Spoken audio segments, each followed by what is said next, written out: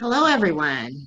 Welcome to part three of the National Alliance to End Homelessness's webinar series, Researching an End to Homelessness, Policy Ideas for Election Year 2020.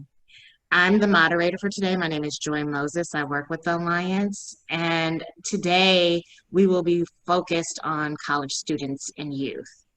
I'm honored to welcome two distinguished researchers for this conversation today. The first is Dr. Sara Goldrick-Rab, a professor at Temple University and the president and founder of the Hope Center for College Community and Justice in Philadelphia. Also joining us is Dr. Matthew Morton, a research fellow at the University of Chicago's Chapin Hall. Before we get started, I just wanted to make a few minor announcements. Please note that you can ask questions in the Q&A box on your screen. You can also chat with your fellow participants in the group chat function.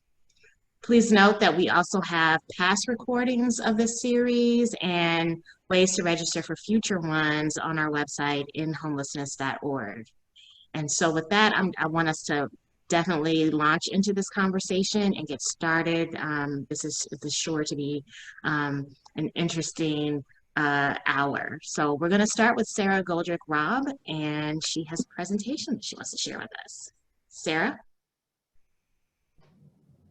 Thank you so much, and I'm really happy to be here with you all today. I'm going to go ahead and just get my slides started, and everybody cross their fingers that the technology holds with us. Really glad to be here. Always happy to join my colleague Matt for any kind of event. And oh, it looks like great. So my subtitles started. That's not what I was looking to do. Let me just try this again. We had a practice and everything, and I still had some trouble. So just give me one sec. Let's see. How are we looking now? Joy, is it good? Are we good? You appear to be in presentation mode. This time I'm still in presentation mode. Okay. That is not what we practiced. Trying to understand why that would be happening. How is that? It's still the same. Okay. Truly sorry, everybody. Okay, and now you seem to be, we see your slides. There's a small box off to the right, but I think we're fine to see your slides. You think we're good? Yes. Okay, good. Thanks, everybody. I'm so sorry about that. All right, so I'm going to be talking about supporting homeless college students today. My team at the Hope Center for College Community and Justice at Temple is located in Philadelphia, and all of our work is both about understanding the challenges that today's college students face, as well as getting directly involved in providing technical assistance to those who support them, as well as changing both state and federal policies so that they have greater support. We know that even before the pandemic, college had changed in some really meaningful ways and some challenging ways. There are a number of contributors, in other words, to these sorts of homelessness that we now see among college students. One of those issues, of course, has to do with prices. And that's probably the thing that we mostly talk about in a dinner table conversation, for example, when we talk about why students have trouble paying for housing. Tuition is up. But the fact is that it's not just about tuition. The cost of attending college, of course, includes books and supplies, it includes food and housing, it includes healthcare. And for the 1 in 4 college students now who has a child, it also includes childcare. All of those prices are up, and financial aid, whether it's at the federal or state level, or even the institutional level, is generally down on a per student basis. In addition, issues that we're talking a lot about in this country, very important issues, including income and wealth and racial inequality, these things are also affecting students and their families. So it's no longer the case that a family can expect to make more money year after year. It's no longer the case that if financial aid falls short, people have savings accounts to turn to. In fact, many of them we now know have a lot of debt that they have to deal with. That makes it harder to pay for school. In addition, some of the main ways that people have paid for college for decades, including working through college, those things have disappeared. We know that the declining value of the minimum wage, for example, has been a leading reason why people have had trouble all over the country paying rent and keeping up with their mortgage. Well, that affects college students as well. And support that happens on a college campus, the things we've come to count on, advisors, people who can do outreach. Those folks at this moment are being furloughed and even losing their jobs. But even before the pandemic, those challenges were also occurring because the states have been cutting back their support for higher education. So for example, you might think, well, when I went to college, there was this great program for students, for example, who aged out of foster care, and or maybe it was for women on cash assistance. What a wonderful program. What happened to that?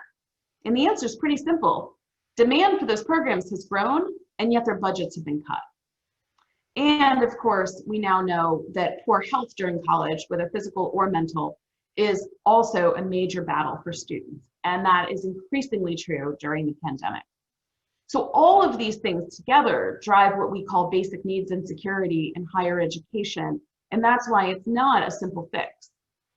Now, we've been working at the Hope Center to survey college students around the country to try to understand how many of them are dealing with homelessness. We've been doing that since 2008, and we've been doing it nationally since 2015. It's been very difficult work because we can't obtain the email addresses or the phone numbers for college students without going through the colleges themselves. Nonetheless, even before the pandemic, we've managed to get access to institutions in 47 states. That includes 313 two-year colleges, and here you should think of them as community colleges, and 120 four-year universities that is predominantly the public institutions. Just for frame of reference, there are over 4,000 colleges and universities in the United States now, and over 75% of the students are located in public colleges and universities. In total, our surveys have reached almost 373,000 students prior to the pandemic. And those students are the kinds of people who actually see and respond to electronic surveys. I think we all understand the many challenges involved in documenting and estimating the prevalence of homelessness. Electronic surveys are probably not the best way to do it. In fact, our interviews suggest that the students in the most trouble are the least likely to answer these surveys for many reasons. So that means that the numbers that we're going to talk about today and the research that we've done so far probably represents a conservative estimate. Before the pandemic, this is what our numbers looked like. You can see that at two-year colleges, we estimate that over the course of a year, and that's how our surveys work, we ask about over a 12-month period, we found that about 17% of students at two-year colleges and 16% of those at four-year colleges experienced at least one episode of homelessness. Now, we know from doing interviews with students that it may have been indeed one episode. We don't have enough data at this point to understand anything about the length of these episodes, for example.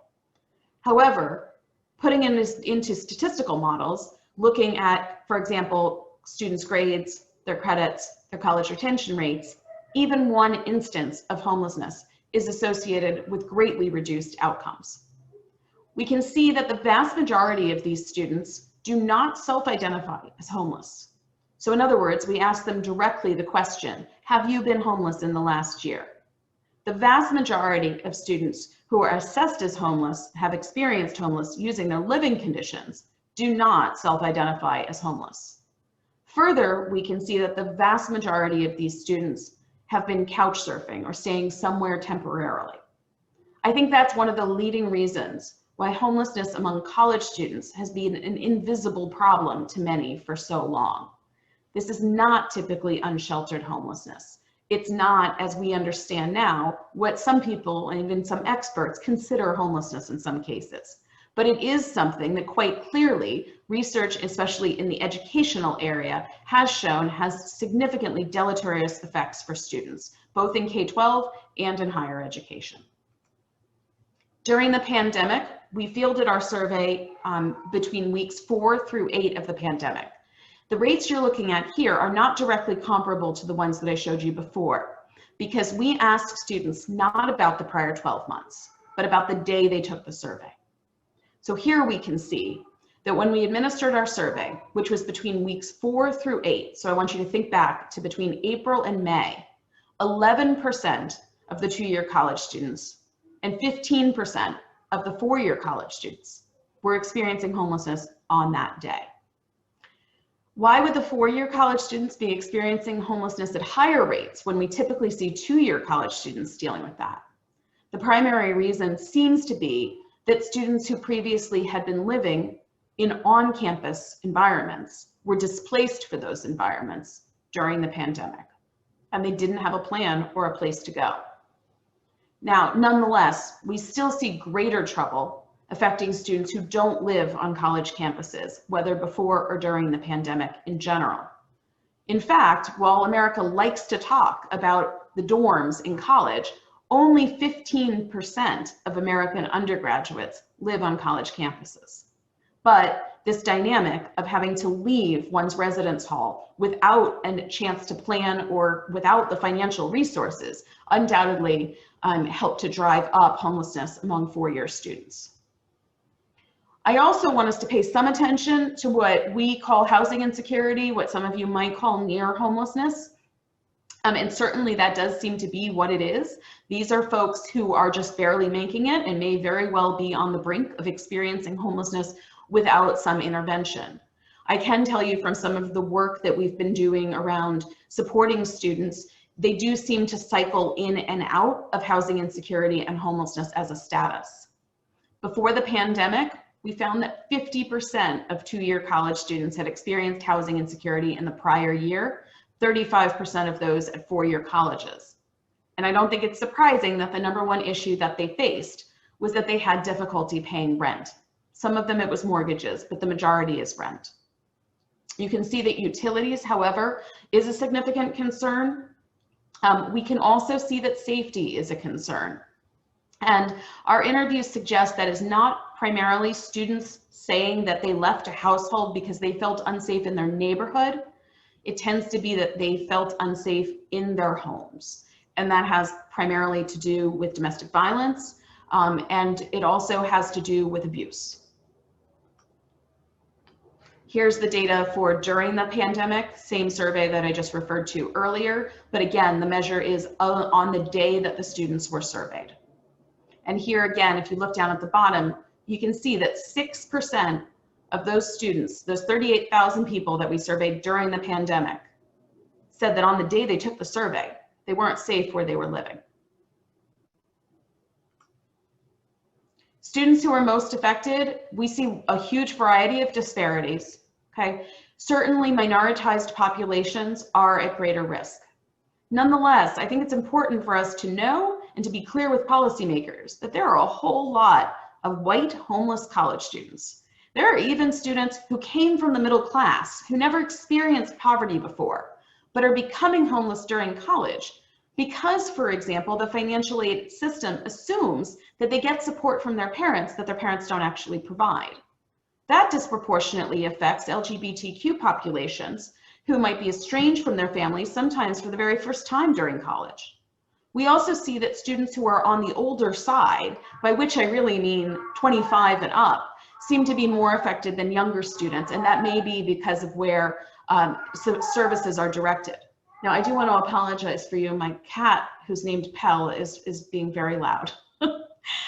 We also see a disproportionate number of part-time students affected by homelessness, and I want to highlight that one of the key reasons for that is because the financial aid system disproportionately gives more money to full-time students, and because both the state and federal government provide less support for the higher education experiences of part-time students. They essentially treat part-time students like less than full-time human beings. There are a variety of innovations being tested, and this was happening before the pandemic, but we have seen some explosion in additional interest and things being set up during the pandemic. For example, there is a public housing authority in Tacoma, Washington, reasonably well known, that's using its MTW money to provide person-based or Section 8 vouchers to community college students and now some university students as well, to see if that helps them to stabilize in terms of their education. They also are experimenting with place-based subsidies, as are a variety of other public housing authorities. There are a number of student-run homeless shelters that have popped up around the country. The first one, as far as we can tell, was at the University of California, Los Angeles, and now there's another one at the University of Southern California. These are self-funded organizations. They're very small. They house a limited number of people. They are not primarily funded by the institutions. There are a number of rapid rehousing agencies that are attempting to partner with colleges to bring their services onto the campus so that they can increase the connection between themselves and the services that they provide, and help students to know that it's okay to access those services. There are other kinds of emergency aid programs out there. Many of them are cash-based, and those are popping up around the country too. A couple of things that my team would say based on the research we've done thus far on those different interventions. And I should note that we have a number of really rigorous scientific studies in the field right now, both, for example, in Tacoma, Washington. We're going into our third year of that evaluation. We're studying a housing program in Florida operated by the Southern Scholarship Foundation, and other efforts, including one in Chicago. We've seen a few things. One is students do have real trouble paying for housing, but when you offer them a subsidy to help them, they also really struggle with their location of that housing. And while some might say they shouldn't be quote unquote choosy, it's necessary that they have choices, because many of them are juggling not only school and where they live in terms of location, but also where they work. A huge number of students are not only working one job, but 2 jobs or even 3 jobs. And a very substantial number of them are also juggling childcare. So for example, if we offer them subsidized housing that's located an hour away by bus from school, and that is not actually near their childcare, they may find that they prefer, or they may have to forego that opportunity. Secondly, we are learning, and this is something that we found years ago in Milwaukee initially, but we're seeing it all over the country, is that when forced to make difficult decisions and ration, we're seeing housing authorities excluding full-time college students entirely, or at the bare minimum, deprioritizing them. That can create some really kind of untenable situations. For example, we could have a high school student who finishes high school and successfully enrolls in college, but because she lives in public housing, and public housing decides that full-time college students don't count for the support, the number of eligible people in her unit goes down. This pushes students into difficult situations, including pushing them to go part-time, which seems to decrease their odds of actually getting a college degree and thereby getting out of poverty. We also see landlord discrimination. Now, many of these students face landlord discrimination based on their race, based on other challenges, including they might be using a Section 8 voucher. But we also are hearing a lot about landlords discriminating against students specifically because they're students. And it seems to be based on a stereotype that is highly inaccurate about the preponderance of students and their interest in partying rather than actually studying or being good neighbors, even though the vast majority of these students that need this housing are themselves just regular working adults like anybody else who just happens to also take some courses. Students are also challenged by a lack of time and knowledge during the housing search, and they're learning the challenges that other adults face as well during that time. They'll ask the housing authority for support with that housing search and find that they're given a list of properties to search, and they don't even have internet access to be able to do that or the know-how of how to navigate it. And then, of course, federal financial aid, as I noted earlier, can be quite exclusionary. There are lots of big problems where a student, for example, might qualify for some additional housing support, but they're told they've already tapped out of all of their quote unquote financial need for support, and so they can't get additional support without the institution stepping in a pretty big way. Many of them are not willing to do that. So some recommendations, we have a pretty robust and growing policy and advocacy team at the Hope Center. We really respect and admire the work of many other teams around the country, including Schoolhouse Connection, and I really want to refer you to them. I think we honestly take a page from them on most days in this area. We think it's really important that college students are included in COVID relief. It is amazing how much they were excluded during things to date. While the CARES Act did provide some emergency aid, a lot of students were systematically cut out, for example, from stimulus payments. While rules around SNAP have changed to help people with being able to afford food, the work requirements have not been lifted for college students, despite their clear evidence of widespread unemployment. We believe firmly that the low-income housing tax credit needs to be amended so that full-time college students would qualify for that tax credit. And there is a pending act in Congress where that could happen. The FAFSA needs a lot of work. Frankly, we think it should be eliminated. We don't think it should just be modified, but at the very least, if it's going to be amended, it needs to help homeless college students establish themselves as homeless, and it needs to increase institutional support so that the institutions can actually afford to have things like a single point of contact for students. Right now, as I said earlier, the funding flow to institutions prioritizes full-time students. Homeless students are disproportionately part-time. That means that the funding formula needs to emphasize head count or per person, not just per full-time equivalent student. HUD's definition of homelessness clearly needs amendment, given all the things I noted earlier. And I believe that there should be some consideration given to a VASH-style voucher program that might be able to support community college students. So that summarizes my bit for the moment, and I'm looking forward to your Q&A, and I'll pass things over to my colleague, Matt. Great, thanks so much, Sarah. Okay, give me 1 second to do the same dance.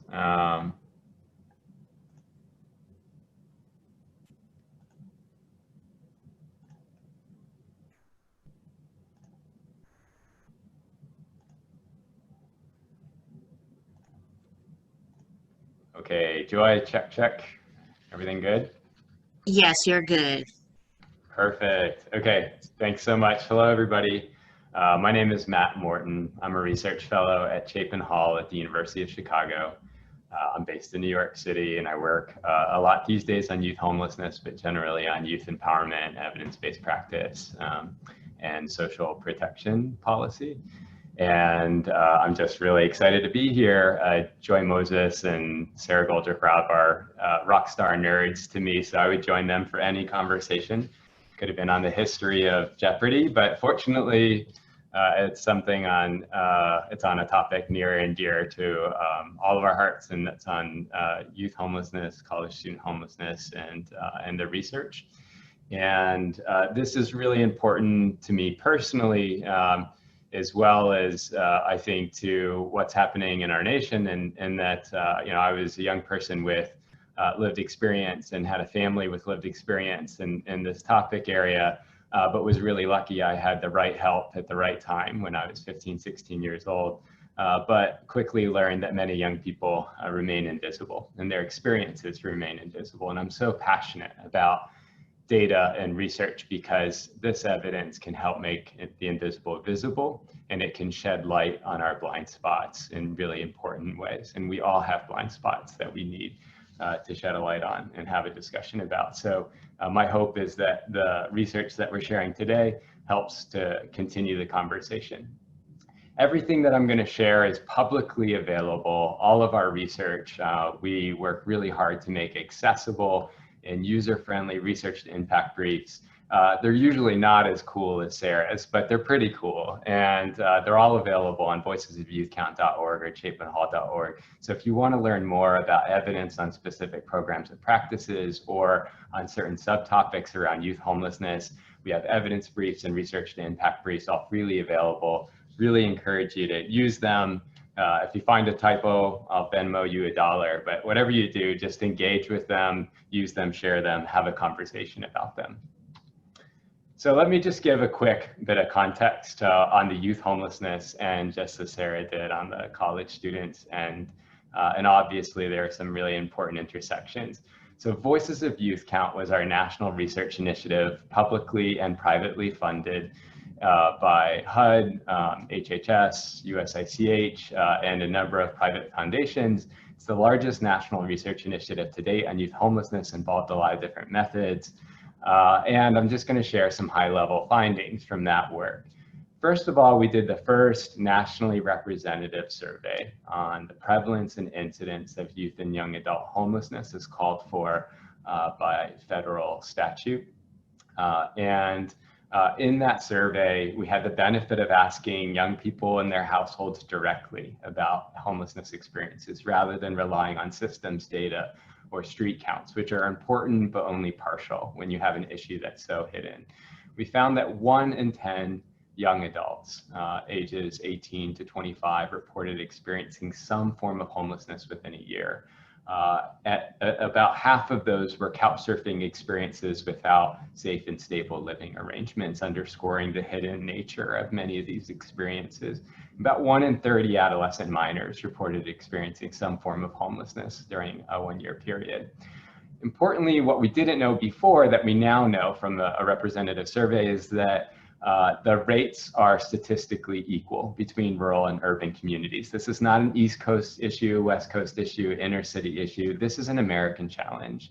Yes, there are more young people experiencing homelessness in urban areas because there are more human beings in urban areas.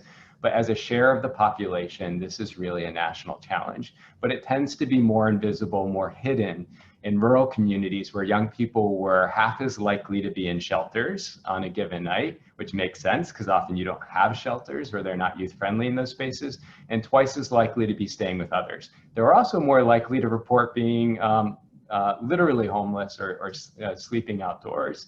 But even those experiences were more hidden and cars are more dispersed and harder to identify.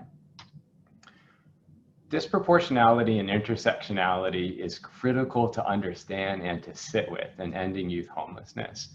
Youth of color, particularly Black, Indigenous, and other youth of color, Latinx, young people experience much higher rates of homelessness than did white identifying young people. So too did LGBTQ identifying young people. What's also important is the intersectionality. And this slide just shares one example of this. If you were a young person who identified as Black and non-LGBTQ, or if you were a young person who identified as LGBTQ and white, you experience homelessness at about twice the rate of white non-LGBTQ young people. If you identified as both Black and LGBTQ, you had 4 times the likelihood of experiencing homelessness as young people who are white, cisgender, and heterosexual. So the intersectionality of these identities and marginalities in our society are really important to sit with. And this slide alone should reinforce why we simply cannot end youth homelessness unless we grapple with these inequities and these disparities, and we lead by centering racial equity and LGBTQ inclusion in our work and the intersections of these challenges. And spoiler alert, no system or sector gets a pass in this, and that includes Sara's and my sector in social research. All of us are breathing the same air, and all of us need to sit with this and work with this further. We also know that the current system leaves too many behind. You all know this better than anybody. You see it every single day. With Eric Rice and others, we've analyzed data from 16 homelessness systems across the community. And we found that there were, by and large, some promising results for young people, at least over a 1-year period, who were entering rapid rehousing or permanent supportive housing. But only 1/3 of young people who even entered homelessness systems and coordinated entry were getting access to those resources. And on average, they had to wait about 4.5 months for those resources. And those waits, for every additional day of waiting, it was associated with a 2% increase in the likelihood that they would return to homelessness. So that wait has consequences. Plus, even though we think of youth who come into systems with lower vulnerability as less needing resources, even about 1/3 of them did not successfully exit homelessness without resources like housing supports. And the ones who were less likely to exit homelessness without supports were more likely to be youth of color. So we really need to grapple with not only young people who are at the high end, but supporting youth who are coming into a system with lower acuity now, but are going to be at higher risk later if we don't deal with their issues now and provide the right supports. This is really early analysis, but the point that I just want to make with some work that we're doing with national data is that this is only getting worse with COVID-19. You know it, it's just we haven't yet had a lot of data to speak to it. Associate professor of economics at Howard University and I are just starting to do some partnership on analyzing national data provided by the US Census Bureau's Household Pulse Survey to get weekly pulse on facts and figures around COVID-19. We're trying to look at that data from an equity and a youth and young adult lens. And one of the things that we're seeing is that we think a lot about the inequities racially that play out with respect to health at older age groups. What we're paying less attention to is the inequities that play out with respect to social and economic outcomes. And what you can see here with some of the preliminary analysis that we're doing is that the greatest racial disparities on housing insecurity, for example, and food insecurity and employment are occurring among young adults. So these issues are only going to get worse unless we intervene with policy quickly. We also know that this is not an issue for a single system. Most of you are probably coming to this webinar from homelessness systems and services. You play a critical role in the front lines. You need partners in other systems or we're not going to end youth homelessness. And we want you to be able to use our data to advocate and fight for those partnerships and make the case. Almost 1 in 3 young people who experience homelessness on a given night have been in foster care.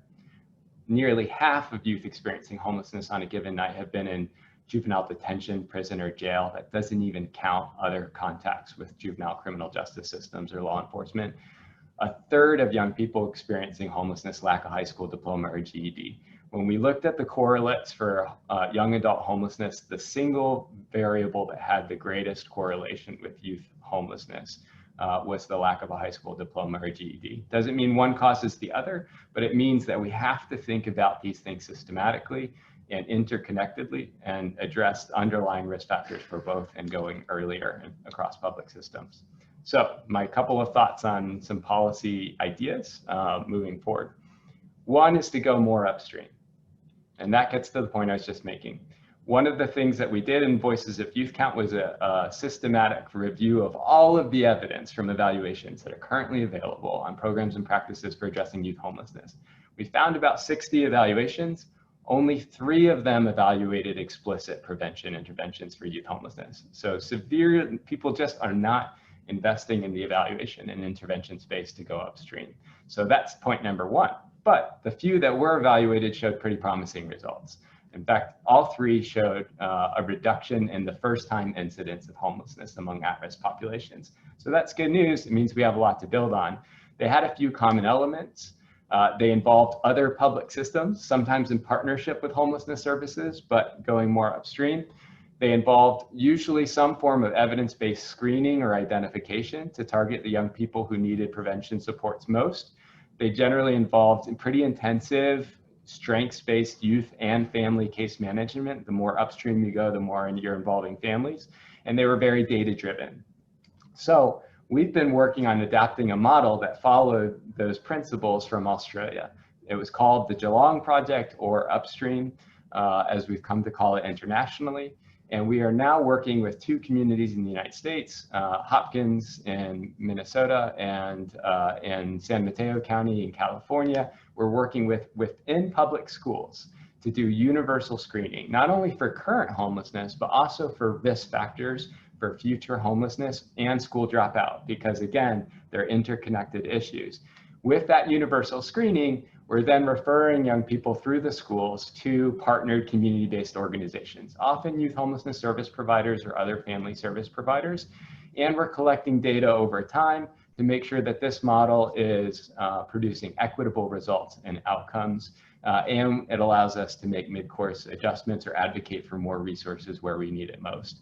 We're just getting started, but already just for existing homelessness in Hopkins, we found that a universal screening process increased identification by 2 times from what we were seeing before of youth who are currently experiencing homelessness using the same McKinney-Vento education definition.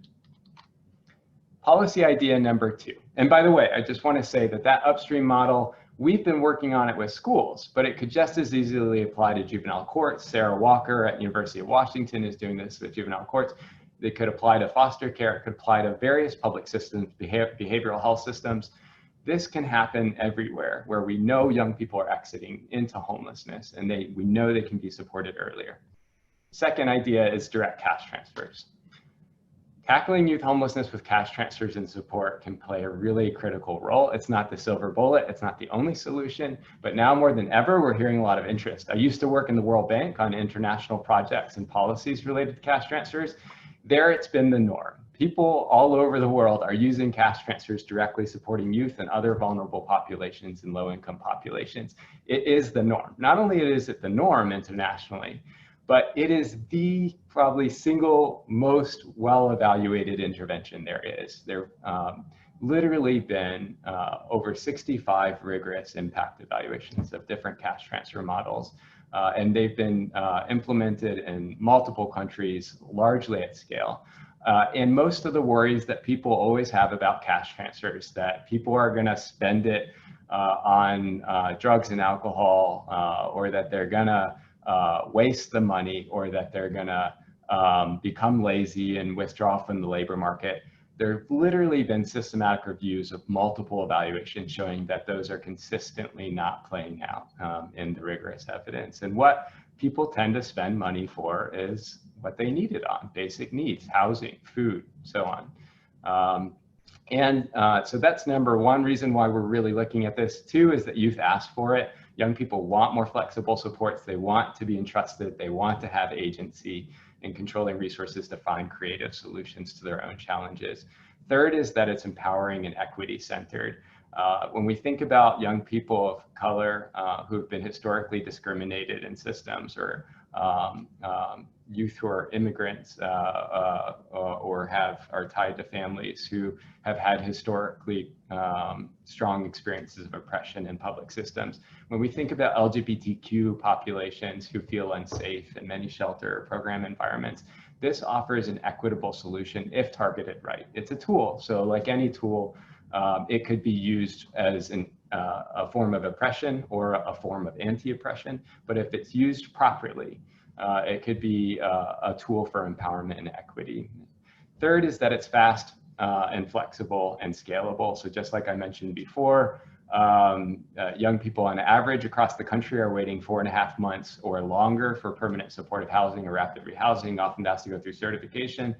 And many young people can find quick fixes to their own issues that don't require a voucher or subsidy. Maybe they can pay more to stay with a friend or with grandma in a safe circumstance. Maybe they can use that money to invest in their education so that they've got long-term housing stability and they can get on a path to thriving. So that flexibility is important, but it can also be deployed really quickly, and it tends to be cost efficient. Even when we set the cash transfer amounts at a high level to keep pace with local market rent, the overhead costs are much smaller, and we see a greater return on investment if we get the same results or even similar results than we certainly find with shelter, but even with other residential program models, and even with some rapid rehousing or permanent supportive housing. Now, those other interventions still play a role, but for young people who are left languishing and don't get those resources, this can be a cost-efficient, flexible, and important tool. So in New York City, we've spent the last year working closely with youth with lived expertise, including Youth Action Board and about 40 young people who have experienced homelessness here in New York City to co-design this project to meet their standards and expectations. And with city stakeholders, we're now moving into a process of rigorously testing and evaluating this model, but we're using scalable infrastructure so that anybody could use the same process anywhere. We don't have to have every nonprofit across the country recreating a cash transfer infrastructure, that they can use an infrastructure that already exists and do what they do best. And so the key elements of this include a partnership with Family Independence Initiative on their Up Together platform. It's an online platform for enrolling young people and making disbursements. It involves payments. These aren't just one-offs or like, here's $50, good luck. These are really meant to help young people get on a path to thriving and exit homelessness. And so these are biweekly payments paid for 1 to 2 years of substantial amounts that are adjusted to the local market rent for apartment share arrangements, which are pretty normative for young people in a place like New York. They're unconditional, no strings attached, but I'll come back to that in a moment. They are very flexible. So this is the nice thing about using a flexible, scalable infrastructure. Young people in this platform can choose if they want their money paid through Venmo or PayPal, or if they want it on a direct deposit, or if you're a young person who lacks a social security number and you can't access those options, you need a third way. And that third way is a prepaid debit card that can be issued to any young person without that documentation. So having this kind of infrastructure allows us to meet those different needs.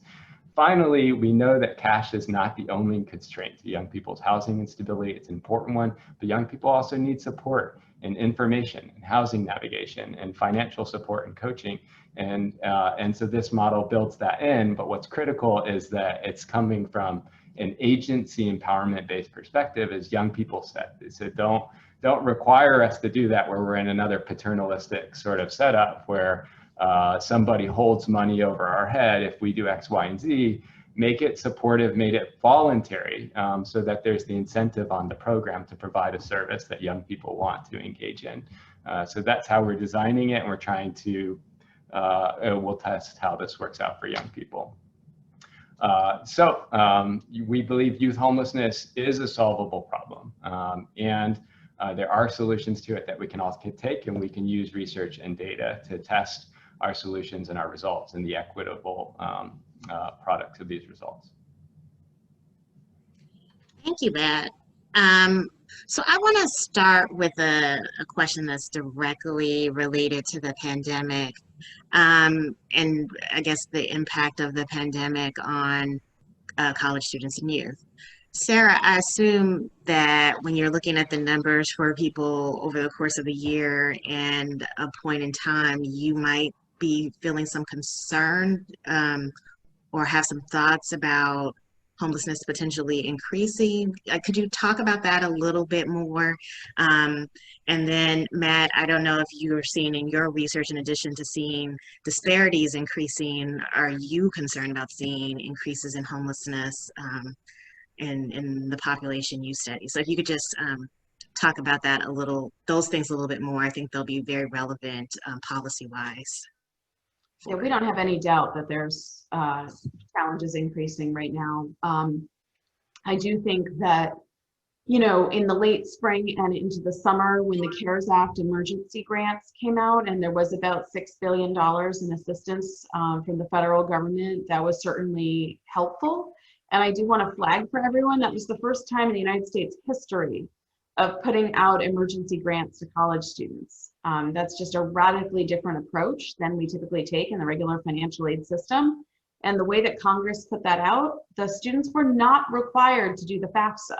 Now, in effect, they were, because the Secretary of Education decided they had to do that. But it's important that Congress said they didn't. And it was helpful. And there were also eviction moratoriums in place. Now, the CARES money is nearly gone. Most of it is expended. And the eviction moratoriums are lifting.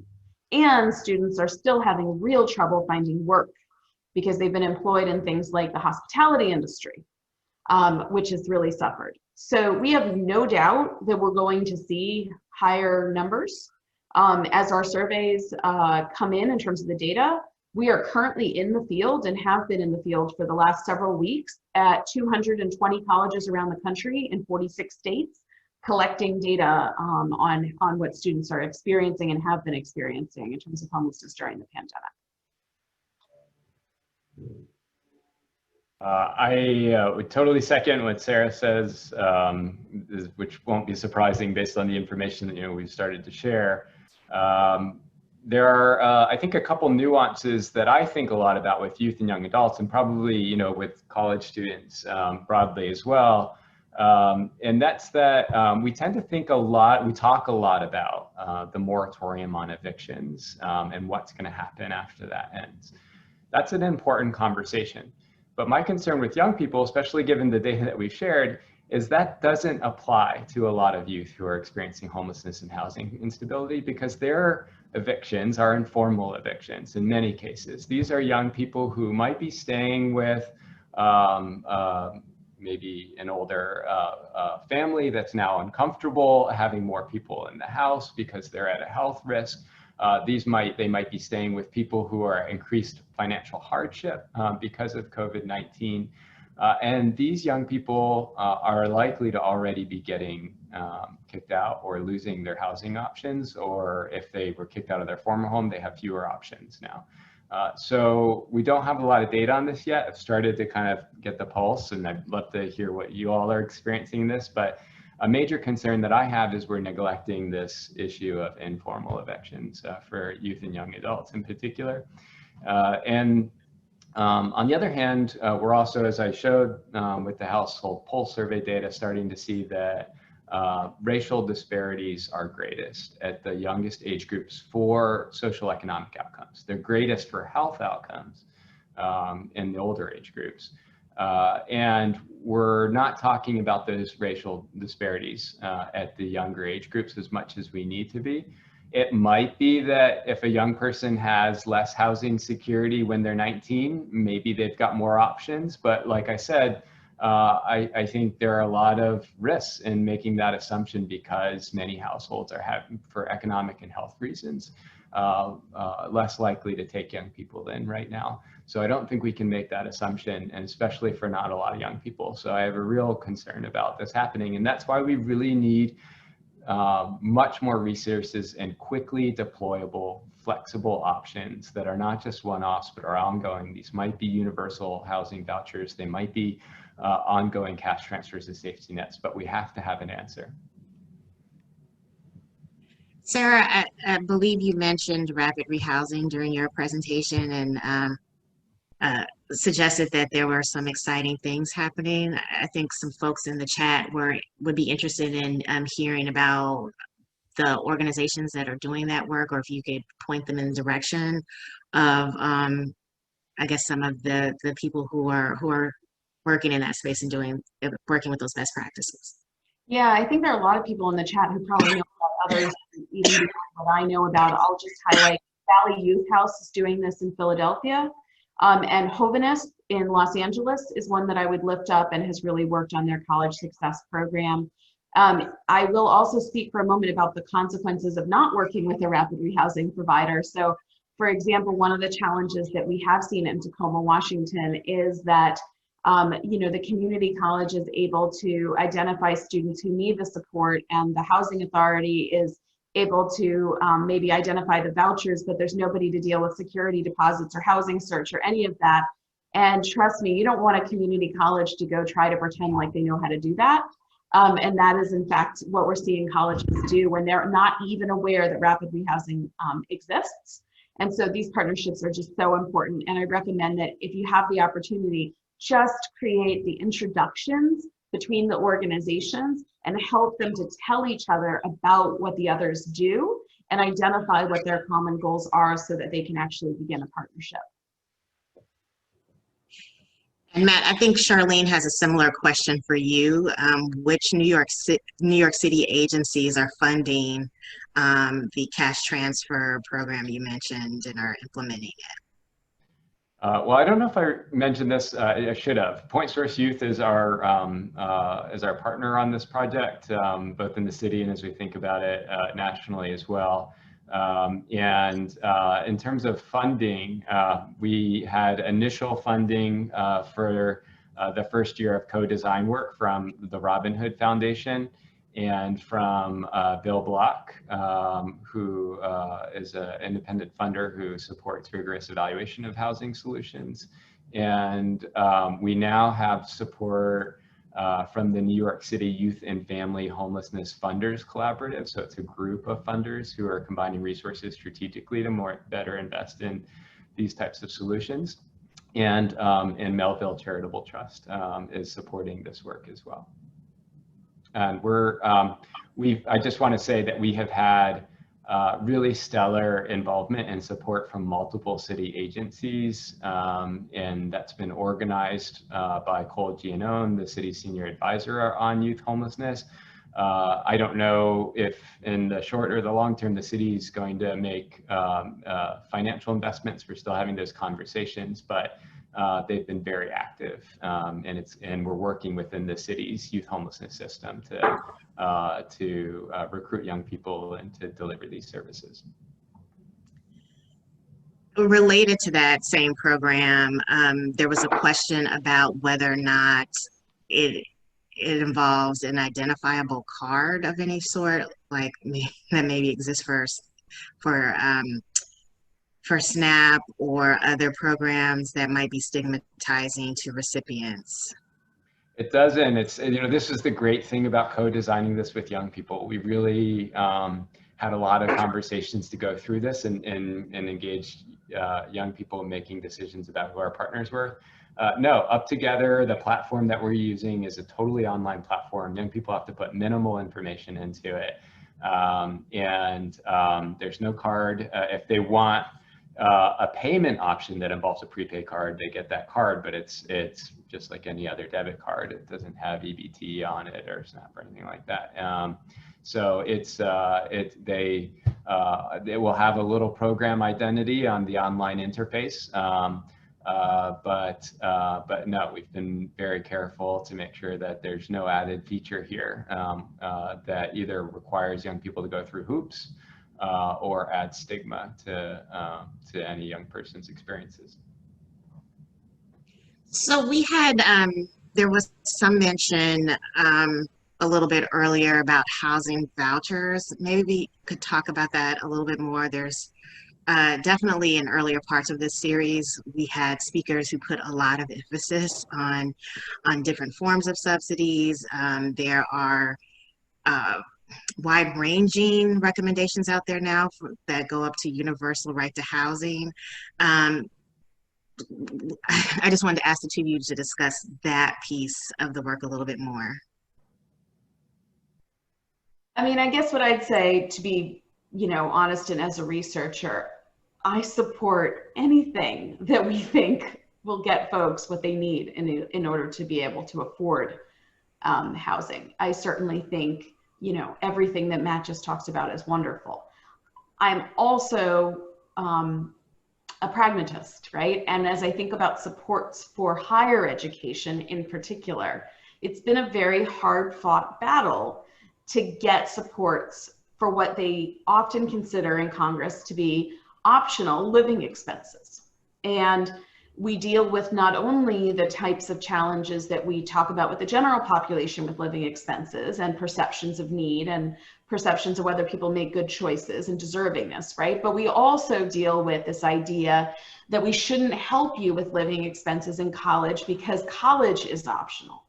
So it's within that context that I think about making a recommendation like a VASH-style voucher program. And it's primarily because, for example, our federal financial aid system has failed so badly to deliver the cash assistance that it needs to through other kinds of vouchers, like the Pell Grant. Make no mistake about it, the Pell Grant program is a voucher. It was designed to be carried by a student to an institution to extract what that institution needs from that, or from the student needs from the institution, and it has failed in many, many, many ways. It seems like a point of access, but what it's doing now is buying students into a system where they're going to mainly have to take on loans in order to afford school. There is a lot of bipartisan support for supporting community college students in particular, which is why you're hearing even folks on the left talking about starting with free college for community college students. And so it's within that context and with the focus on not only the youngest folks, right, but the older workers and the need for retraining in this context, especially with economic recovery, that I think about the viability of getting something passed that might look like what I described. I don't know, Matt, if you want to add something there. Not much. I think that's a great response. I just say if if we could move toward more universal housing support, that's ideal. And we're way under where we need to be as a nation in providing that support. And those resources are available to for home buying, but they're not available for rent for low-income people in the way that they need to be. So we really need to rethink that. And things like cash transfers, they're so flexible that, for example, with PCCI in Atlanta, they're doing a small project with funds from the Annie Casey Foundation to provide cash assistance to young people in rapid rehousing. Well, in that case, they don't need to provide the housing because the rapid rehousing subsidy does that, but they provide cash for empowerment and other basic needs. So a cash intervention can be tailored to meet the needs and the objectives of the program if a young person's getting a base support on the housing side. So I just want to sort of mention that as an example of the different ways you can mix and match these things.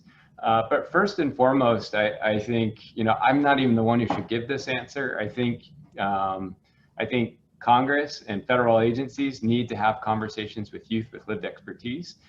We have the National Youth Leadership Forum. We have young people who are organized around the country, and increasingly so with youth homelessness demonstration projects, and the National Network for Youth has a body. There are groups of young people all across the country who are coming together, thinking about these issues day to day. We need to ask them what they need. So Sarah, there's a question here for you. How should the system of financial aid be restructured to address discrimination? And how do we expand that without forcing people to turn to high interest rate private loans? It's a big question. I've done a lot of work on this over 20 years. So let me quickly summarize. I think that our biggest mistake as a country was deciding, not our biggest mistake as a country, our biggest mistake in that space of that question was suggesting that more people go to college, and that it would be important to go to college without creating a financing system that made it universally accessible from a financial standpoint. We designed a financial aid system under the assumption that only a very small fraction of people would need financial assistance to attend college, and instead the vast majority now need it. So I believe we need a universal approach to tuition and fees, just as we made high school free 100 years ago. I believe that public education at all levels should be tuition free. And I believe that if we're going to do means testing, then it should only be for living expense related programs. Although, as you can hear me in all the rest of it, I think that we often do targeting and means testing because it makes some people feel good, but it's not by any means the most effective thing for us to be doing. And we waste an enormous amount of money doing it. So we certainly cannot curb our current grant programs and our current approach until we put something universal in place. Otherwise, yes, all people will have to turn to are these high interest private loans. That's why it's so important that we not allow either the federal or the state governments to make those cuts until they have actually put the new system into place. So I'm going to end with a question for each of you, or this different questions. People are still talking about cash transfers, Matt. Could you say a little bit about the minimum level of income that should be funded through those programs? And also I wanted to raise Sparky's question. Sparky's been trying to ask this question for a while. SJSU is requiring students to max out FAFSA loans before they can apply for any homeless assistance, including rapid rehousing. What is your opinion on this requirement? And how about letting them work part-time instead? So Matt, if you want to start, and then we'll shift to Sarah. So it's a great question, and I'm going to offer an annoying, vague answer, which is that cash transfer programs can be designed in lots of different ways, not only on the payment amount, but the frequency, the duration, how it's distributed, what supports come along with the cash transfer, who is targeted, or how, whether you have targeting. There are key design parameters that you have to determine for every cash transfer. They need to be answered with respect to the objective.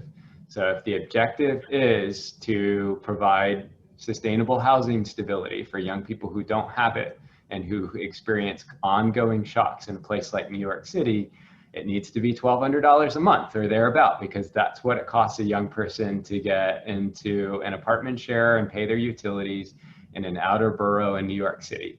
If your goal is to provide for basic needs on top of housing supports in a place like Atlanta, then it might be $400 a month or $300 a month. And so there needs to be a clear description of an agreement on what the objectives of the program are, and then work with young people, work with researchers and looking at the local data to then figure out the right amount for the objective.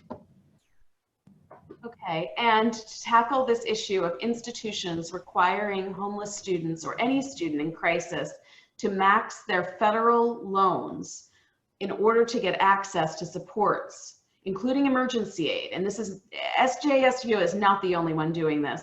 Let me be very clear. That is egregious, it's discriminatory, it's cost ineffective, it should stop. Please tell them I said so. They're happy to contact me. I will show them they're cutting the legs off the efficacy of their program, and it is against federal intent, and it is unwise, because urging those students who are on the brink of probably not finishing college to take on federal debt increases the odds they cannot repay it, which will also heighten the institution's chance of violating their cohort default rate rules. So it is unwise to the institution and short-sighted, and they have to stop. Thank you. Thank you to Sarah and to Matthew for joining us today. This was certainly very informative, and we gained a lot from hearing you over this hour. We did run a little bit over, so I thank you, many of you, for continuing to hang in there with us.